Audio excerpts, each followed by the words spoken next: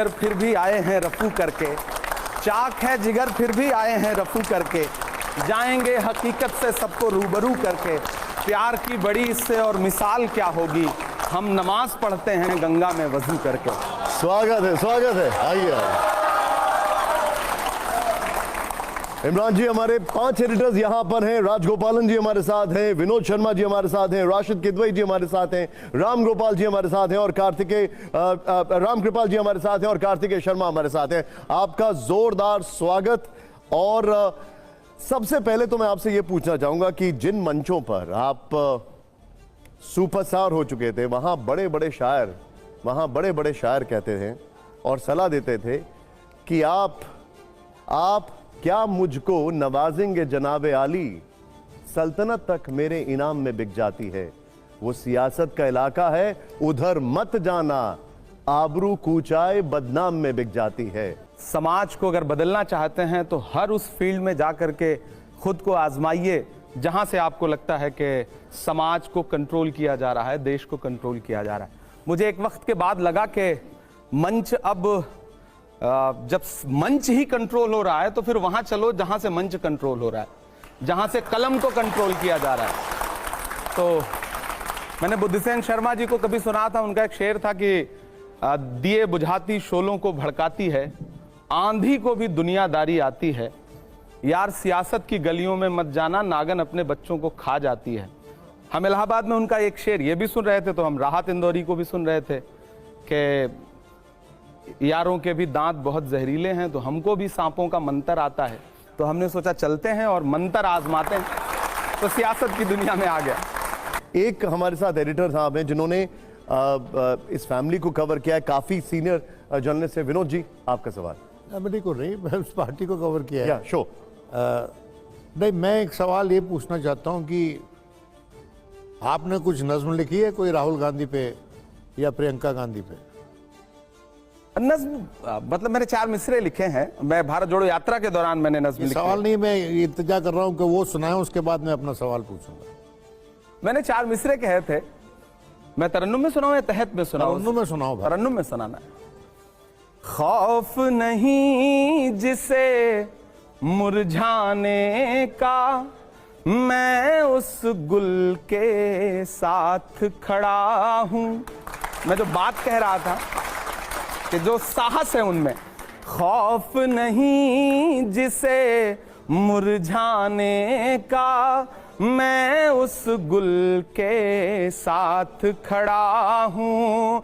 कैसा भी दौर आए लेकिन मैं राहुल के साथ खड़ा हूँ। कल भी खुल के साथ खड़ा था, आज भी खुल के साथ खड़ा हूँ। कैसा भी दौर आए लेकिन मैं राहुल के साथ खड़ा हूँ। और बहुत महत्वपूर्ण बात ये, मैं इससे जुड़ा एक वाक्या सुनाऊंगा। हम तमाम सांसद प्रोटेस्ट कर रहे थे, साल भर पहले की बात है, और हम एक साथ 70 से ज्यादा सांसद डिटेन किए गए। किंग्सवे कैंप थाने में हम सारे लोग रखे गए, उसमें राहुल जी भी बैठे थे। पहली बार राहुल जी ने आज तक कभी मुझे मंच पे नहीं सुना है, और मैं पूरे देश को बताना चाहता हूं कि राहुल जी ने इतनी मुलाकातों में मुझे सांसद बनाया, टिकट दिया, नेता बनाया, लेकिन कभी उन्होंने मुझसे ये नहीं पूछा कि इमरान तुम्हारे पिताजी क्या करते हैं, तुम्हारे पिता का नाम क्या है। ये बहुत बड़ी बात मैं कह रहा हूं। यहां जन्म कुंडली निकाली जाती है किसी को कुछ देने से पहले। तो पहली बार उन्होंने, हम सब बैठे थे, ये हुआ कि 4-5 घंटे यहां डिटेन रहना है तो कुछ सब अपनी प्रतिभा का प्रदर्शन करें। कोई गाना सुना रहा था, कोई कुछ सुना रहा था, तो मैंने 4 पंक्तियां उनको सुनाई। वो अपने हाथ से मोबाइल से रिकॉर्ड कर रहे थे। और साहस की बात यह है कि मैं राहुल को अपनी कविता में राहुल कह रहा हूं, राहुल जी नहीं कह रहा हूं, और वह उस कविता को सुन रहे हैं, सराह रहे हैं।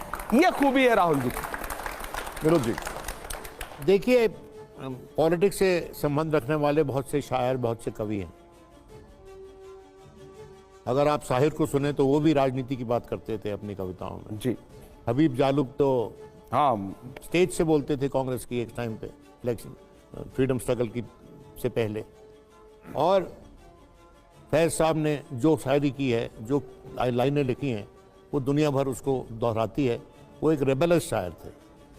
आप में रेबेलन की भावना कितनी है? देखिए मेरी बात सुनिए, जब आप किसी भी पॉलिटिक्स में किसी भी पार्टी में चले जाते हैं तो एक परिधि में बंध जाते हैं।